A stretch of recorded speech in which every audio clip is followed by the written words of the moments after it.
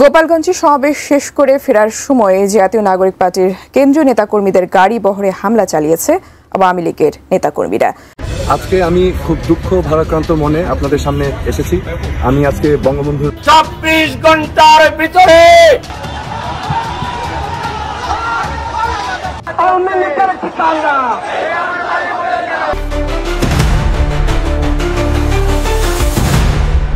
এদিকে জাতীয় নাগরিক পার্টি এনসিপির মার্চ টু গোপালগঞ্জ কর্মসূচি দেওয়ার পর পুলিশের সাথে আওয়ামী লীগ কর্মীদের বাধা দেওয়া হয় সকালবেলা। সেখানে থেমে যাওয়ার কথা ছিল এই জাতীয় নাগরিক পার্টির এনসিপির, কিন্তু তারা সেটা না করে যখন গোপালগঞ্জে রওনা দিয়ে সমাবেশে শেষ করে ফেরার পথে এই জাতীয় নাগরিক পার্টি এনসিপির সাথে আওয়ামী লীগ সহ নিষিদ্ধ সংগঠক ছাত্রলীগের কর্মীদের ধাওয়া পাল্টা ধাওয়ার মুখে পড়েন এই সার্জিস হাসনাত ও নাহিদরা।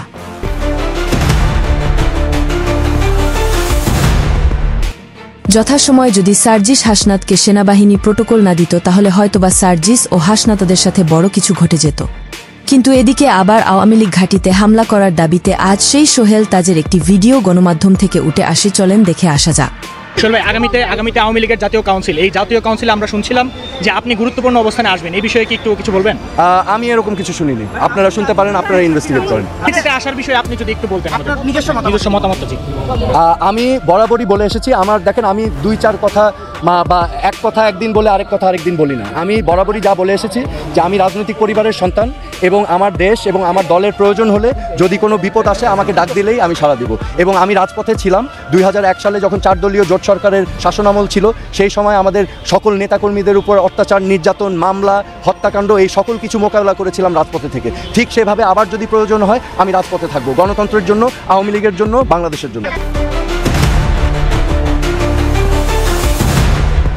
যারা আজ এই সোনার বাংলাদেশ দ্বিতীয়বার স্বাধীন করেছে তাদের সাথে আওয়ামী লীগ কর্মীরা গোপালগঞ্জে যা করেছে তা আসলেই দুঃখজনক বলে মনে করেন জাতীয়তাবাদী দল বিএনপির ছাত্রদলের সভাপতি রাকিব। আজকে গোপালগঞ্জের যে ঘটনা ঘটেছে আপনারা দেখেছেন, এর জন্য দায়ীকে, এর জন্য দায়ী নির্দলীয় সরকারের এই ধরনের বিচারহীনতা সংস্কৃতি। 1 বছর অতিবাহিত হয়েছে, আমরা আবু সাইদের হত্যাকারীদের শনাক্ত করে তাদের বিচার আওতায় নিয়ে আসতে পারিনি। এটি নির্দলীয় সরকারের এবং যারা বৈষম্য বিরুদ্ধে আন্দোলনের ব্যানারে নেতৃত্ব দিয়েছে তাদের অনেক বড় ব্যর্থতা। যারা এই ব্যানারে নেতৃত্ব দিয়েছে, যারা ক্রেডিট ছিনতাই করেছে এই জুলাই আগস্ট গণঅভ্যুত্থানের, তারা ঠিকই আবারও বৈষম্য তৈরি পাইকারে করছে।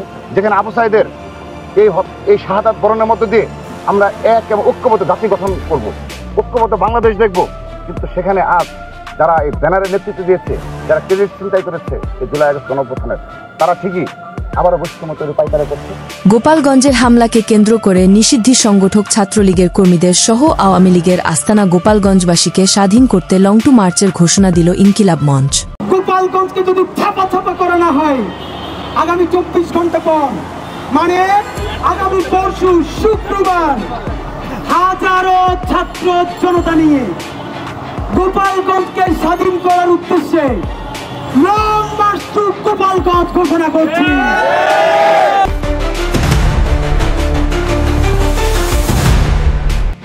সেই সাথে 24 ঘন্টার মধ্যে গোপালগঞ্জকে সন্ত্রাসমুক্ত না করলে সারা দেশ বিক্ষোভ শুরু হবে, এমনটি জানিয়েছেন জামাতের কর্মী।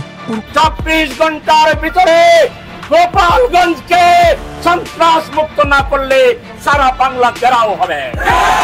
তাদের ডাকে বাংলাদেশের আবাল বৃদ্ধ বনিতা জুলাই বিপ্লবে ঝাঁপিয়ে পড়েছিল, তাদের উপরে হামলা করা হয়েছে।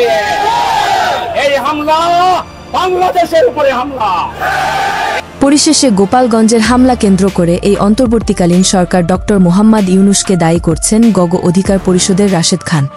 আপনারা জানেন গোপালগঞ্জের এনসিপির নেতাকর্মীদের উপরে কিভাবে আওয়ামী লীগ, ছাত্রলীগ, যুবলীগের পান্ডা লীগ এরা হামলা চালিয়েছে, কিন্তু আমাদের কথা শোনা হয়নি।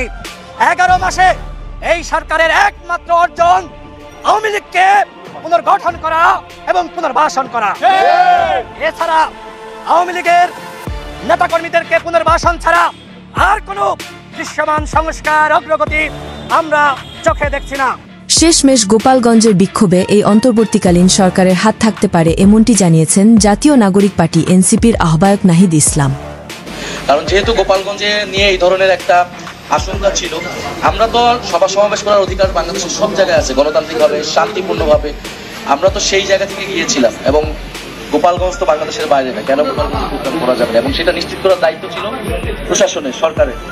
ফলে সরকারের ভিতর থেকেও বা প্রশাসনের ভিতর থেকেও কোনো ধরনের স্যাবোটেজ হয়েছে কিনা সে বিষয়েও তদন্ত করে দেখতে হবে।